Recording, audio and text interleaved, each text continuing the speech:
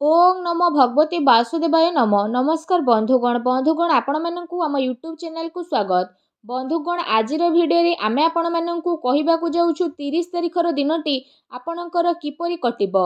जदि आमे कहिबा ए दिन आपणक पई किपरि साब्यस्त हेबो ता सहित जदि आमे कहिबा केउ केउ क्षेत्र रे आपणकु फायदा हेबो केउ सबु जिनिस रे आपणकु सावधानता अवलंबन करबाकू पड़िबो आपणकर लव लाइफ किपरि रहिबो क्यारियर किपरि रहिबो बिजनेस आउ व्यापार किपरि रहिबो ता सहित स्वास्थ्यर महत्वपूर्ण इनफॉरमेशन मध्य आमे भिडियो रे आपण मानकु कहबू आ भिडियो शेष रे आमे आपण मानकु गोटे उपाय विषय कहबू जहा द्वारा आपण आजिर दिन को आहुरी अधिक शुभ और मंगलदायक साब्यस्त करि परिबे। तेणु आगो को भिडियो आरंभ करबा पूर्व आपण को हमर रिक्वेस्ट कि जदि आपण हम चैनल रे नुआ आछंती तो चैनल को सब्सक्राइब करंतु सांगरे नोटिफिकेशन बेल को मध्य ऑन करंतु जहा द्वारा समय समय सह प्रति भिडियो नोटिफिकेशन आपण को सर्वप्रथम मिल जिवो। तो आसंतु जानिबा 30 तारिखर दिनटी आपणकर किपरि रहिबो। जदि आमे विशेष भाव में आज आपण को कहबू तो सबुठारु प्रथमे कहबू कि कौन आज आपणक पई पॉजिटिव रहिबा पई जाउछि।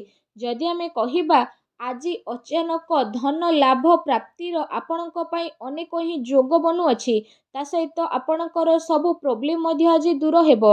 आपण आपणक कर्म उपरे भरोसा रखिकी निज काम कार्य को भल दिग देबारे ट्राए मध्य करिवे जहा द्वारा समय अनुसार आपण को बहुत भल धरणर सफलता मध्य प्राप्त हेबो।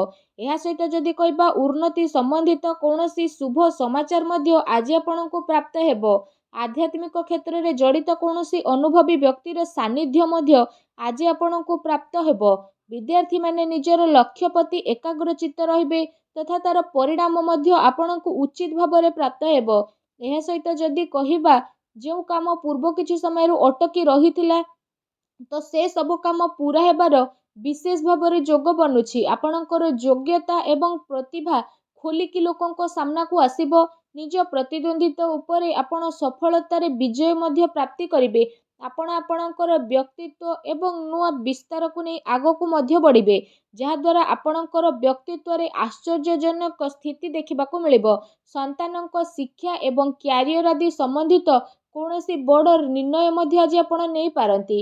विद्यार्थी पाठपढ़ा आउ क्यारियर संबंधित समस्यार समाधान हेबो जहा पई समस्ते आपण को खुशी अनुभव रे देखिबे। ता सहित आपण आपणकर कौशल क्षमतार भरपूर व्यवहार करिवे। बड़ वृद्धंकर आशीर्वाद एवं कृपा मध्य आज आपण को विशेष भाव में प्राप्त हेबो। स्वास्थ्य रे सुधार आसीबा कारणरू आपण आपणक भितरे नुआ ऊर्जा को अनुभव करिवे एवं आपण पूरा आत्मविश्वास सहित निज कार्य प्रति ध्यान देबाकू ट्राए करिवे।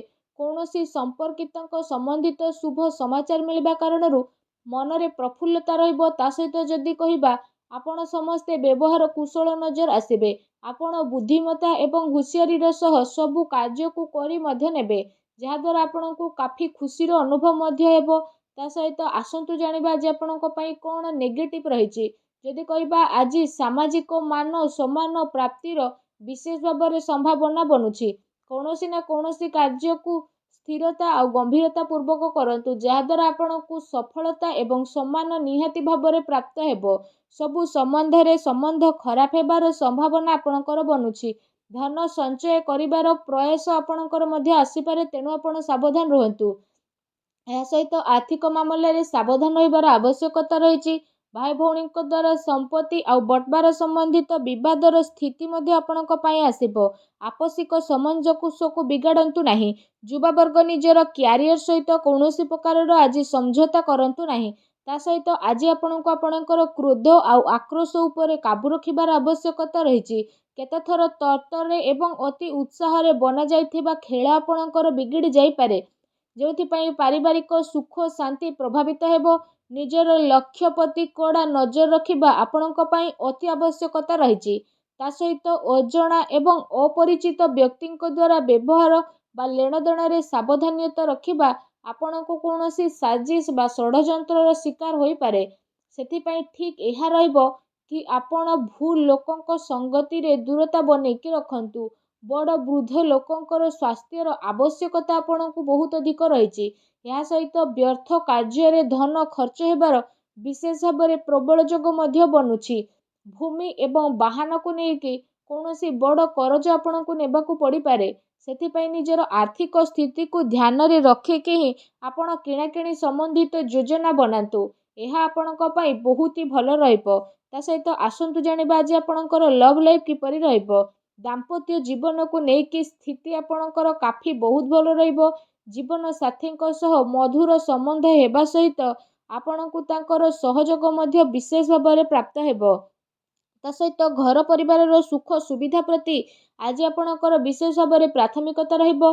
ପତି ପତ୍ନୀଙ୍କ ଭିତରେ ସମ୍ବନ୍ଧ ଭଲ ରହିବ। ସନ୍ତାନଙ୍କର କୌଣସି ଜିଦ୍ଦିପଣ ବା ନକାରାତ୍ମକ ରବୈୟା ଆପଣଙ୍କ ଚିନ୍ତାର କାରଣ ମଧ୍ୟ ବନିପାରେ। ତା ସହିତ ଆସନ୍ତୁ ଜାଣିବା ଯେ ଆପଣଙ୍କ ବ୍ୟବସାୟିକ କ୍ୟାରିୟର କିପରି ରହିବ। ଯଦି କହିବା ବ୍ୟାପାରର ବ୍ୟସ୍ତରତା ସମ୍ବନ୍ଧିତ କୌଣସି ନୂଆ ସମ୍ଭାବନା ଉପରେ ଆପଣଙ୍କର ବିଚାର ହେବ। ନିଜର ପୁରା ଜୋସ୍ ମାର୍କେଟିଂ ତଥା ଆପଣଙ୍କର ପ୍ରୋଡକ୍ଟର ପ୍ରମୋସନରେ ଆପଣ ଲଗାଇ ନେବେ। ଚାକିରି ପେଶା ବ୍ୟକ୍ତି ନିଜ କାମରେ ସନ୍ତୁଷ୍ଟି ହେବେ। ତା ସହିତ ସହକର୍ମୀଙ୍କର ଏ ଦିନରେ ଆପଣଙ୍କୁ ପୂର୍ଣ୍ଣ ସହଯୋଗ ପ୍ରାପ୍ତ ହେବ। କାର୍ଯ୍ୟ ବିସ୍ତାରତର ଯୋଜନା ମଧ୍ୟ ଆପଣଙ୍କର ପୂରଣ ହେବ। ତା ସହିତ ସେ ଯୋଜନା ଉପରେ ଆପଣ ପୁନଃ ପରୀକ୍ଷଣ କରିବେ। ଏହା ସହିତ ଚାକିରିରେ ହାଲକା ଫୁଲକା ପ୍ରୋବ୍ଲେମ ମଧ୍ୟ ଆସିବ।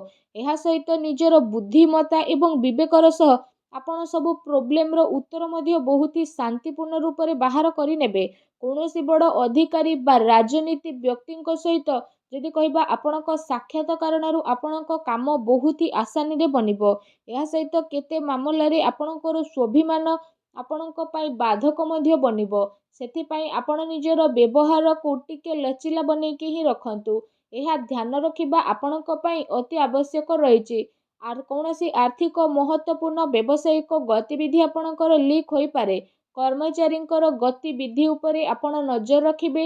ଏହା ସହିତ ଶୀଘ୍ର ସ୍ଥିତି ଆପଣଙ୍କର କାବୁରେ ମଧ୍ୟ ଆସିବ। ସେଥିପାଇଁ ଆପଣ ପୁରା ଜୋସ୍ର ସହିତ ନିଜର କାର୍ଯ୍ୟ ପ୍ରତି ଏକାଗ୍ର ଚିତ୍ତ ରୁହନ୍ତୁ। ଆସନ୍ତୁ ଜାଣିବା ଆଜି ଆପଣଙ୍କର ସ୍ୱାସ୍ଥ୍ୟ କିପରି ରହିବ। ଯଦି କହିବା ଅତ୍ୟଧିକ ପରିଶ୍ରମ କାରଣରୁ ଥକାପଣ ବା କଷ୍ଟ ଭଳି ସମସ୍ୟା ଆପଣଙ୍କର ଉତ୍ପନ୍ନ ହୋଇପାରେ। ତା ସହିତ ଅଧିକ ଗରିଷ୍ଠ ବା ତୈଳଯୁକ୍ତ ଭୋଜନ ଖାଇବା ଦ୍ୱାରା ଆପଣଙ୍କୁ ପ୍ରୋବ୍ଲେମ ଆସିପାରେ।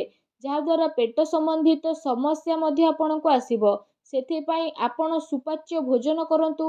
ତା ସହିତ ନିଜ ସ୍ୱାସ୍ଥ୍ୟକୁ ଆହୁରି ଅଧିକ ଭଲ ରଖିବା ପାଇଁ ଆପଣ ପ୍ରତ୍ୟେକ ଦିନ ଯୋଗ କରନ୍ତୁ, ବ୍ୟାୟାମ କରନ୍ତୁ ଏବଂ ସୁସ୍ଥ ରୁହନ୍ତୁ। ଫ୍ରେଣ୍ଡସ୍, ଆସନ୍ତୁ ଜାଣିବା ଆଜି ଆପଣଙ୍କ ପାଇଁ କ'ଣ ବିଶେଷ ଉପାୟ ରହିଛି।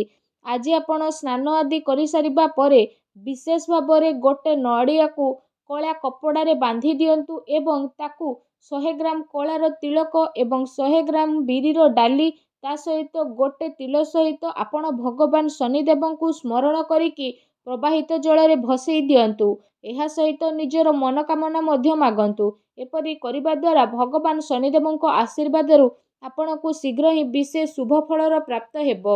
ତା ସହିତ ଆପଣଙ୍କ ଜୀବନରେ ଯାହା ବି ପ୍ରୋବ୍ଲେମ ଚାଲୁଥିଲା ସବୁ ପ୍ରୋବ୍ଲେମର ଅନ୍ତ ହେବ ଏବଂ ସବୁ କାର୍ଯ୍ୟ ଆପଣଙ୍କର ବହୁତ ହି ଆସାନୀରେ ଭଗବାନ ଶନିଙ୍କ ଆଶୀର୍ବାଦରୁ ପୂରଣ ହେବ। ଭଗବାନ ଶନିଦେବଙ୍କର ଆଶୀର୍ବାଦ ଆପଣଙ୍କୁ ପ୍ରାପ୍ତ ହେଉ। ସଚ୍ଚା ଦିଲରେ କମେଣ୍ଟ ବକ୍ସରେ ଜୟ ଶନିଦେବ ବୋଲି ଅବଶ୍ୟ ଲେଖନ୍ତୁ ଓ ଭିଡ଼ିଓକୁ ଲାଇକ୍ ସେୟାର କରିବାକୁ ଭୁଲନ୍ତୁ ନାହିଁ। ଧନ୍ୟବାଦ।